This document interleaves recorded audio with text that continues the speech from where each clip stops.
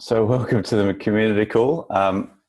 We're going to be running these monthly. There's a Zoom link here. This should be the same link for each month. And maybe at the end of the call, we'll talk about maybe a better time of the week. Maybe later in the week is a better time to hold these calls, but let's leave that till the end of the call.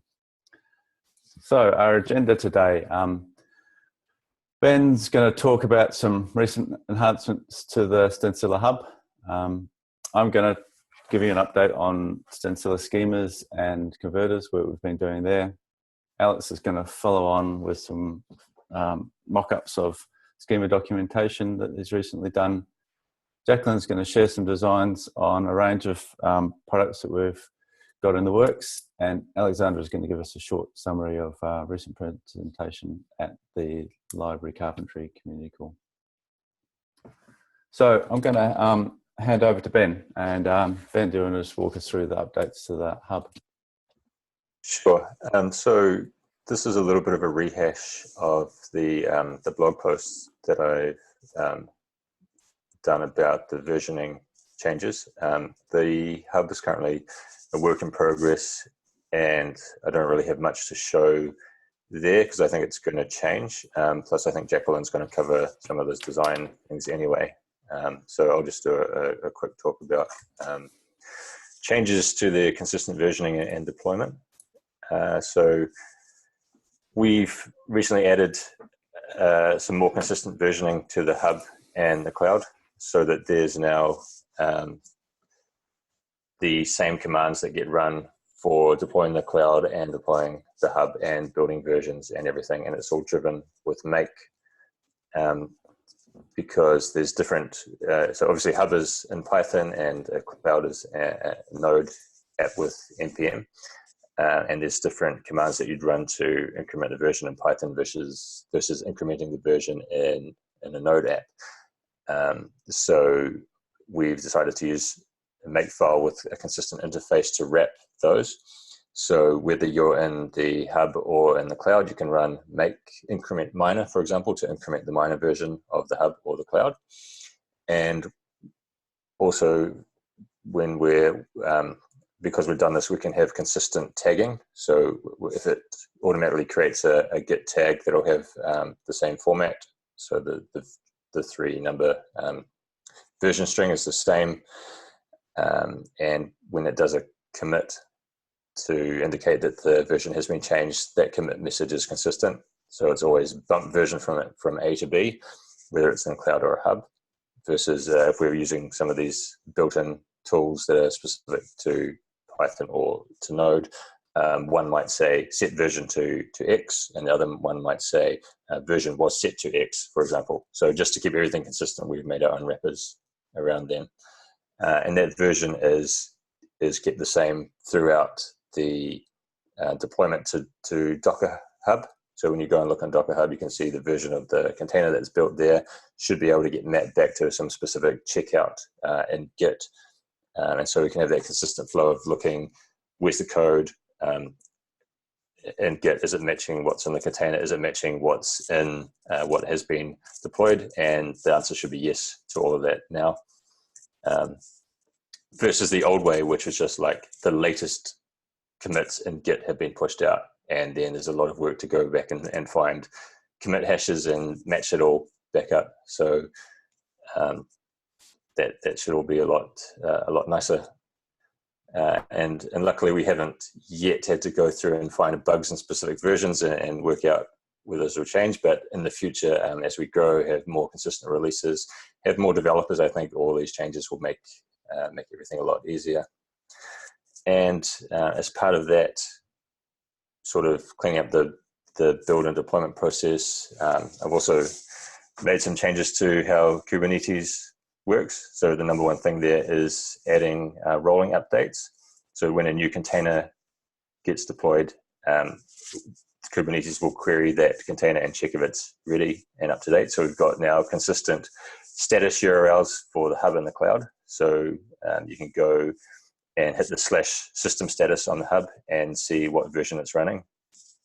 And same on the cloud, /system status will give you the version of cloud that's running. And these also act as a health check. So if you hit that and you get a non-200 response, you can assume that the application is not running correctly.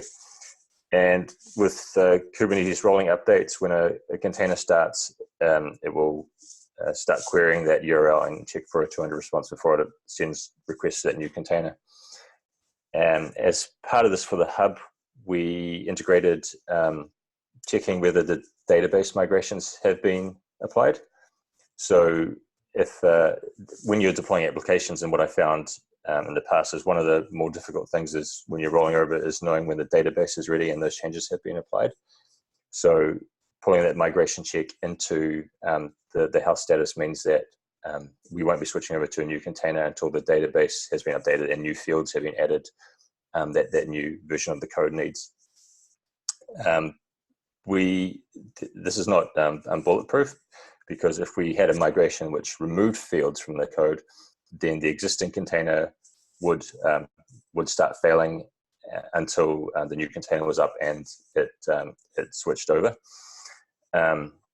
So we just have to be mindful that if we do make database changes where fields are removed, that we might need to do a two-step release process. So update the code, but don't remove the database fields, do a release, then create a migration which removes those fields and do another release. But again, this hasn't come up yet, but it is something to keep in mind. So yeah, that's my technical spiel for the morning. Yeah, hand it over to whoever's next. Thanks, Ben. I'm going to update on some of the work on the schemas and converters, but before I do that, does anyone have any questions they want to ask Ben? No, I'll keep on going then. I'm going to share my screen here.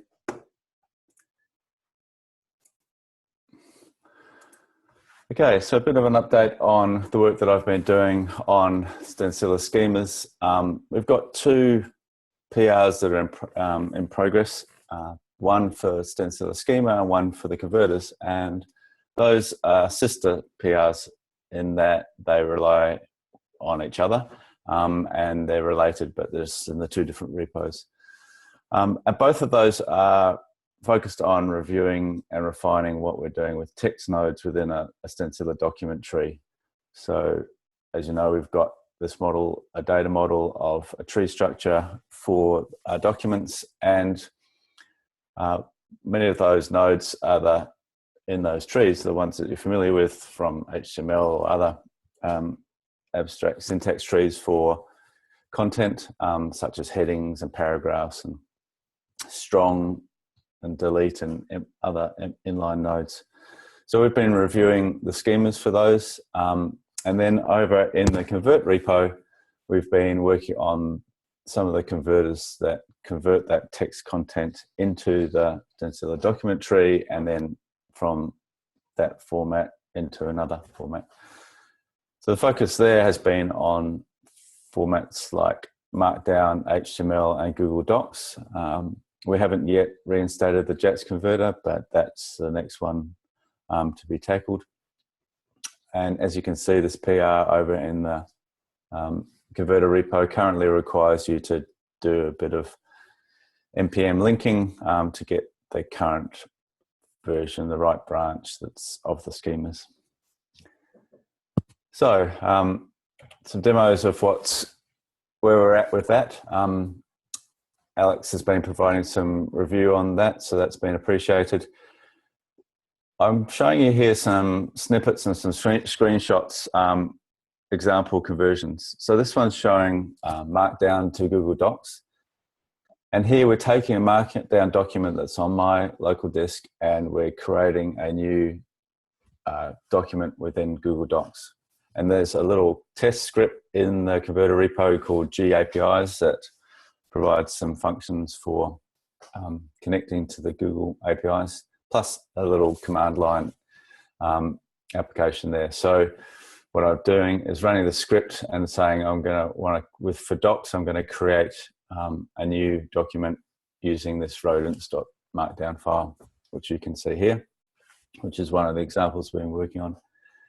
That converts the Markdown to the Stencila document tree, and then it converts to HTML and then uploads to up to Google Docs. The reason we need to do that is because Google Docs doesn't yet allow you to upload directly using their JSON format. So we have to use HTML as an intermediary step. Having said that, even though we've got two hops there, two conversions, Markdown to our internal format to HTML to Google Docs, it's still producing pretty good results so far. I've been really happy with progress on this. So here's our document which has been created in Google Docs with tables are supported, things like links are supported, headings. There are a few things which aren't working, like code blocks aren't working yet, but things like lists, which are quite complicated in Google Docs, are working. So that's positive. There are still a few issues. Firstly, we're not getting a very beautiful Google Doc. That's because we don't have any styling in the HTML that we generate. So one of the first things for us to do is to put some styles into those documents so that we get a prettier document, including having things like paragraph spacing and basic things like that. And there are, as I said, some elements that aren't handled, such as images and footnotes and so forth. Some of those don't really matter, like or not high priority yet, like footnotes, but others like images will be important because that's how we're going to represent inline code cells, dynamic code cells through reproducible PNGs. So that's where we're at with that, from Markdown to Google Docs. And then going the other way, we go directly. So we can grab the Google Docs JSON format directly from their Docs API, and we can transform that tree of JSON into the Stencila document tree format and then through to Markdown. So when I say direct, it's all these conversions are going via the Stencila document tree format. And that's working pretty well. So it's neat. You can go into Google Doc and make changes. You can see here I've changed the introduction and put in a list, and I've gone through and used Google Docs link editor and changed the link. And when I just run this command here to get that document with its ID, then it's coming back down to the Markdown. You can see the links changed. So that's functionally working, and there's going to be some bugs and tweaks that are needed, such as things like these empty paragraphs that are in here that need to be stripped out. And there are going to be issues that are going to come up, like unsupported elements like images. We need to work out how best to do that, how best to warn the user about those, but generally that's in a good shape. The other types of documents we've been focusing on with the converters earlier on last month was the converters around spreadsheets and tabular data. And I just wanted to show a couple of things there. Here's an example of taking a Excel file and converting it to the Stencila document tree as YAML. You can see that this spreadsheet has two tabs. So it's got a data tab, which just has only pure data, no formulas in it. And the first row is character data. And then it's got a calculations tab. So here we're trying to follow best practices and separate our data from our calculations. So this tab's got simple formulas for calculating the average weight and so forth. And when we convert that using the converter, again, it's fairly straightforward command line interface at the moment. It's just output into the console in this case. What you get is a collection. And a collection is a schema.org type. It is a collection of different creative works, or a collection of several creative works. They could all be of the same type. But in this case, we've got two types in this collection. We've got a data table type and a table type. And the data table is in the Stencila schema as being a type for tabular data, where each of the columns potentially has a name and a schema associated with it. A schema which constrains the values you can have in that column. In this case, we don't have a schema, but you can see the values have come across from the first sheet into this data table, and we've got the sheet name data that's come across into the name of this data table. And similarly for the spreadsheet, the converter recognizes that because this sheet has formulas in it, it can't be treated as a data table, and therefore we convert it to a plain table. And this is the same table that we use in Markdown and HTML. So potentially you could convert a CSV file or a spreadsheet into a Markdown table. Yeah, so that's the approach we were taking there, and it seems like quite a natural fit to take multiple sheet documents like you get in Excel and convert them into this schema.org collection type. We've also been working on converting data package.json to Stencila schema. You may be aware of the data package JSON format. It's developed by the team at Frictionless Data, and we've been collaborating with them, syncing up with them every now and again on this. Their format, data package.json, is a JSON format which specifies tabular data. And so, similar to the example I showed you before, in their format, you can have tabular data where you define a schema with fields, and each schema, each field has a name and a type, in this case integer, and constraints on the values there. So that's very similar to data table type, where we have data table columns with names and a schema. And so the converter translates the data package constraints into a schema format. So that was working pretty well, and it's working both ways. Yeah, pretty much everything that's covered in data package.json in terms of the schema is able to be transferred across, and all these converters work both ways. So whenever I show you an arrow going one way, we pretty much have the same functionality back the other way too. So that means we can do something like combine these two converters, and here we're taking an Excel file and converting it into a data package.json. It's a very simple file with just some data, but you can see that it's picking up the first row of character data as the field names. Yeah.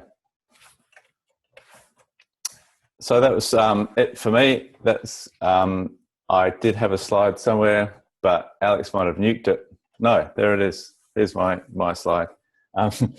This is just, yeah, a general help wanted slide. And just while I'm talking, I wanted to, yeah, just get some help on the PR if anyone's interested in reviewing that for both the schemas and the converter. Testing the converters would be really great. And we really need to come up with a better name for the converter. Yeah, there's some ideas there, and I don't think we need to rush into this, but at some point we need to come up with a less boring name. So I'll leave it at that and see if anyone's got any questions. I did have a question. Alex, okay. Jacqueline. Yeah, my question was with the constraints in the data package, how do those get translated into data table, or what's the plan? So they do get converted currently to the schema. So what we are doing is we've got they get converted into the schema property on a data table.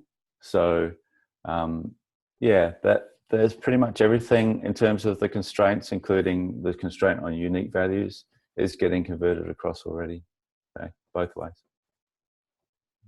Okay. The question I had was about the limitations you were talking about for images and footnotes. Is that the limitation on the Google Docs API side, or just something we haven't got around to doing yet? Yeah, it's the latter. Just haven't got around to doing it yet. Yeah, I don't anticipate it being too hard. Although there are things like we need to be able to upload that image when we do the conversion to some URL so that Google can grab it. Sounds good. Thank you. I just want to sort of, I guess, follow on from what Jacqueline was saying. Those constraints don't really translate into say Excel format. So I guess there just needs to be some plan. I'm sure you got one. Some plan around warning user that that it's not a lossless conversion all the time. Yeah, absolutely. And I think we need to come up with a way of providing those warnings consistently across the different formats. How do we encode that? You know, do we throw an exception, or is there a better way of using like a logger in our converter code to provide the user with a list of warnings? And when it's bound to an UI, giving the user the option to say, no, I don't actually want to do this conversion because I'm going to lose this data, or yes, I do. Yeah, especially tying that into the hub so that the hub can either know which formats are going to be lossy, and also receive back those messages that that you might have lost some data. Yeah, I think generally there's two approaches there. One is to try and find ways to essentially hack that or encode what that information you want to into the format. So for instance, with Excel, potentially you could put, like, under the column name, you could put a cell with JSON information about the schema so that it wasn't lossy, or encode it as Excel data validations. So I think there are ways to try as best as possible to make sure that it's lossless, but in the cases where you can't, then as you say, there needs to be a good way to message that to the user. Even if you do encode it into the Excel sheet somehow, if the user then goes and like moves a column around or changes the order, that's your encoding is not going to map up to what they've changed. So it's a tricky one. Yeah. Alex, did you want to run us through what you've been doing with the schema documentation? I can share my screen again if you like. No, I can share. It's okay, great.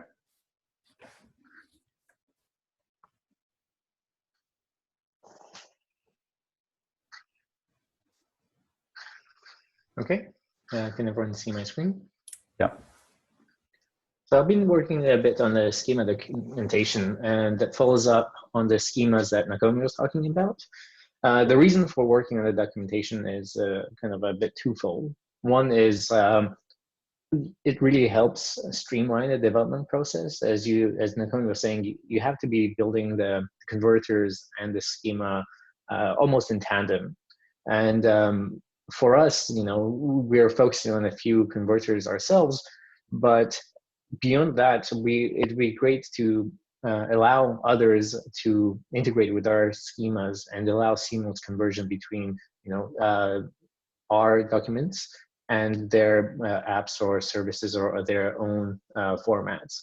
So to do that, you need to have some kind of an agreement of what the schema looks like, what the properties are, and how it behaves. And to do that, we're building the documentation for it. The second aspect that the documentation, I think, really helps is to spot discrepancies and quirks in the schema definitions. Sometimes those quirks become apparent as you're coding the converters, but other times, just looking at when trying to write a documentation, you can notice that maybe this property or this type doesn't quite feel right, and it feels weird, and it kind of highlights those oddities about the schema. So that's kind of like the foundational motivations for the schema documentation. And the process of exploration can be found at the Figma link that I've added to the next slide. But I think one of the kind of like where I'm converging in terms of design is something like this. So unfortunately, this slide is cutting off the bottom half. So if you right click and open the image in a new tab, you'll see that this is kind of like the proposed design for the schema documentation. The content of the schema that you're looking at is the front and center, and is the main focus of this documentation. I think in some of the earlier explorations that we did, where we were looking at other examples that had a side-by-side layout, which can actually be found on the current schema documentation that we have, is that those documentations are great when you're developing an API. But for us, for the schema, it almost became more of a narrative form. And so we have a single column that kind of meshes both text, code blocks, examples, and markdown and other types of code. And so that's why I kind of returned to a singular column layout. And some of the functionalities that I've noticed on other documentation websites that I thought were very useful were, first of all, being able to kind of solicit feedback of if this content or this page is helpful or not in a really quick and easy way, without taking too much effort from the user's part. The other aspect that I was thinking that could help in actively trying to encourage the development of these schemas by other people is to provide the quick links to download the schema as either a JSON LD file or a TypeScript interface that can be included in your own project. And lastly, I think Nakomi and I were talking about having an online editor and a validator for our schemas that you can type out in the browser and see if it validates or not. And I think the last bit that I want to highlight is I see the schema documentation as a standalone product, but I think it'd be a wasted initiative to not link back people to our main website and main product of the Stencila Hub, and drive more user engagement and signups and registrations from people who might just end up on the schema documentation without being on the primary website first.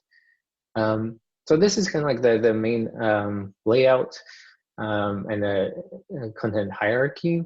The next steps in here is to get feedback from people, and next would be to move on to introducing color and a bit more other ways of setting a hierarchy for the different contents and pieces of information on this page.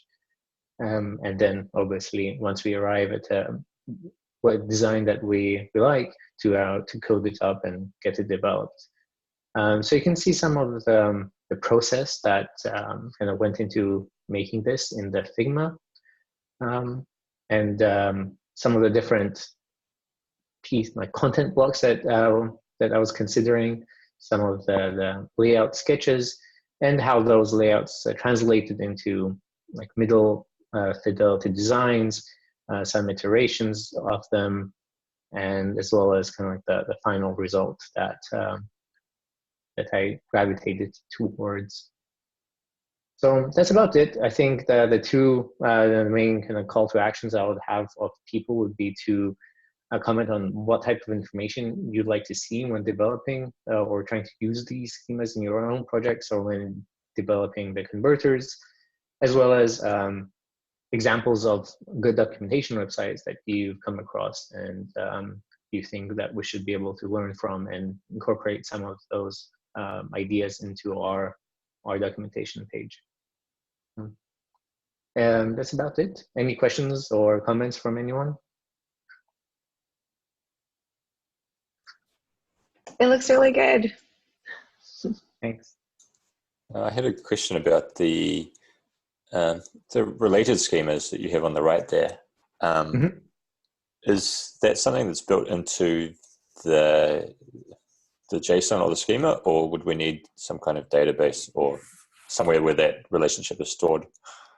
So this is actually, the idea was to pull out this referenced schemas from this schema documentation, but sometimes that can be, I think, a bit too noisy if we don't have some sort of manual creation process of it. Sometimes, you might end up with a schema for thing listed on every single schema that we have, and that kind of defeats the purpose. So I think initially we might be able to extract all the schemas that this is a bit confusing. All the schemas that, say, the person schema depends on, and list them in the sidebar. And then if we find that that list is becoming too polluted and too noisy, then we might be able to add a field to the documentation markdown as a front matter or something where we can manually declare what we think is a good schema to take a look at. Yeah.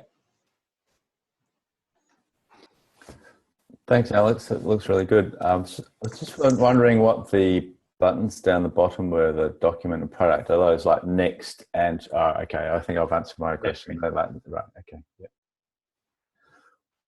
One of the things I've been wondering about recently is whether the groupings that we've been creating are that useful. So we moved to creating folders and putting things into grouping and categories.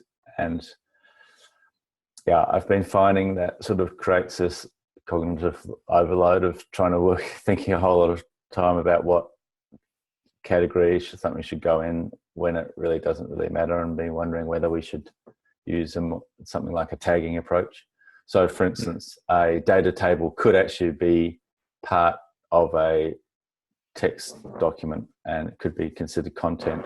But it's also related to data, and in the moment it's sort of hard to know where to put it, whereas if you had a tagging approach we could take it as both. Yeah, I think that's something we can definitely explore in design, where it's a bit easier to explore and doesn't take as much of a time involvement, and see what makes more sense in terms of discovering the related schemas. And it might be answered with feel like the related schemas to the right, or the search. So yeah, I'll make a note of that. Thanks.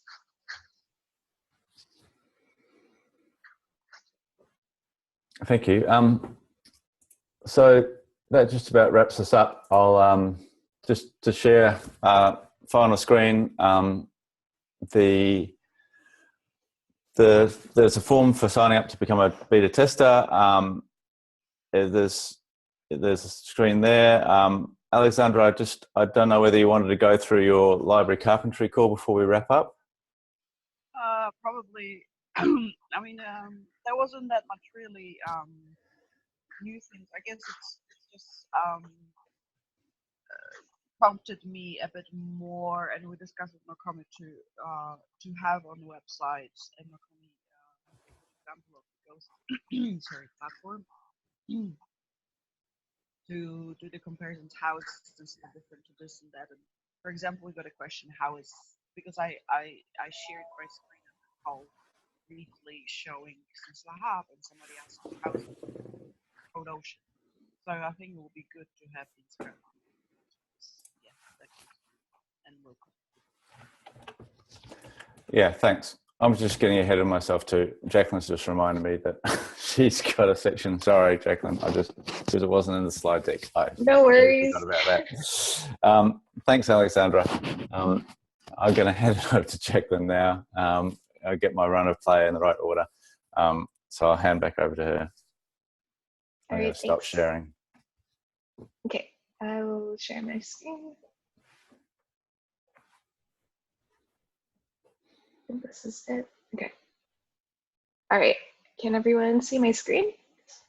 Yeah. Yeah. So I'm just showing 3 different prototypes for the different products we're working on and improvements to current ones. So the first flow that I'll be showing is on the Stencila hub. So we're working on improving the UX, and some things will look very different once it's implemented. But to start, I just wanted to show how converting an R Markdown to a Google Doc file might look like. And it'll be a similar process for also CSV to Google Sheets. So in this case, a user wants to convert their R Markdown file to Google Doc. So some explorations we did was indicating which file would be the main one that users would get a preview of in the overview screen. Another thing we were exploring was showing the file lineage and the source once converting a file. So in this case, it's been converted to a Google Doc. And if I were to open it, this is what we have currently for the Google Doc Stencila Suitor plugin. So in this case, once an R Markdown file has been converted, you can view the code that's associated with that reproducible PNG. So if I tap here, I would be able to see the code. And if I make any changes, I can run it and view some errors, hopefully a more useful one than this one. This is something we added after doing some testing with users in New Zealand. It was clear that we needed to provide more guidance on errors, or that's something that users requested. So that's where we might place it. And once fixing it and seeing that it's run successfully, then you can save the changes. All right, and this was one option that we're exploring with for converting the document back to an R Markdown file. So it would all be done in the sidebar. So once I tap on the menu option, I can convert it. And after conversion, I can view the file back in the Stencila hub. And this time it's an R Markdown file. Let's see. Another option that we're playing with was changing the project that's associated with that document. So it looks very similar. I might want to change it, but still be able to see the data files that are associated with another project. So after doing that, so in this case, so one thing we also learned from our users was that it was really important to be able to see the underlying data and to see if they're able to plot it in different ways. So one thing that's changed since the last iteration was the addition of this tab to see data files associated with that project. So in this case, if I tap on the data file, it would show me a preview in whatever source it currently lives on. So in this case, it's a GitHub file. So this is a CSV. All right, and I will skip ahead to a Google Sheet. So this is what a sheet might look like. Oh, let me reset this. Okay. So in this case, I have community functions or community contributed functions and my own that are created in different projects that I've worked on. So if I want to create a new plot from this, I would go to add a new function. And once I select R code and run a ggplot, in this case, I'd have a named range that I already created earlier, just with Google Sheets. So it's selected, and after running it and fixing any errors, I'll see a preview, and then I can insert the plot. Okay, and then it would appear on this sidebar. Yeah, that's the main screens that I had. Are there any questions?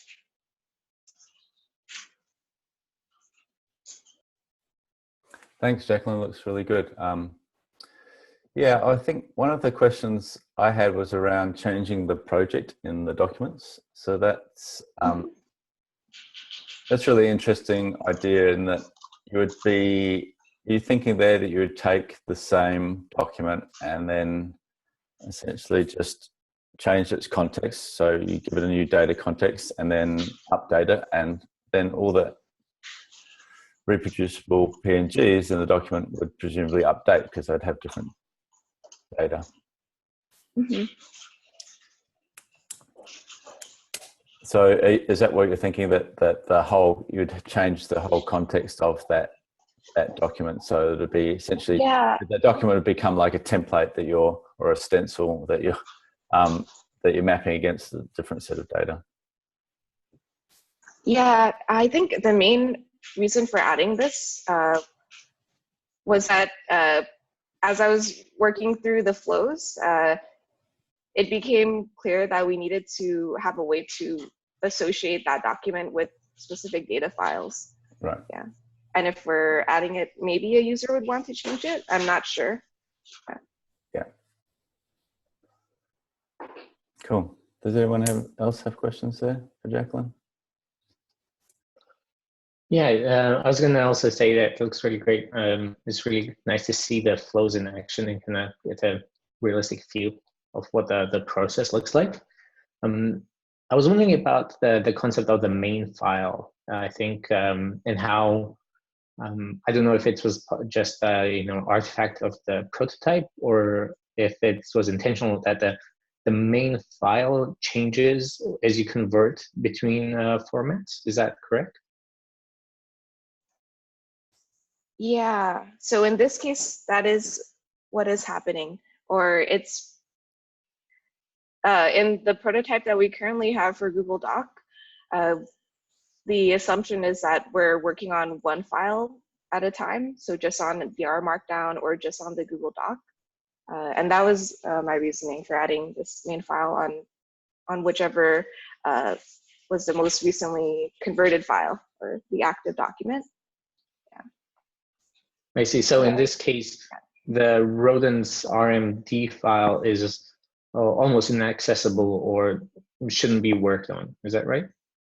Yeah, that is the concept here. Cool. Got it. Thanks. Yeah, that seems to make sense to me. Like once you converted it, then that should become the main file that you're working on. If you want to go back to the RMD, then it needs to be explicit conversion back. I think there's some other things that we get from having a main file. The one that Jacqueline mentioned was having a preview in the overview, but also things like in the overview, we might want to have a launch button. And currently, you have to pick a file that you want to launch from within the screen we're looking at now. But we would have a launch button in the overview that would just launch that main file. And I think if we follow that concept of just having a main thing, there will be some more options that will pop up.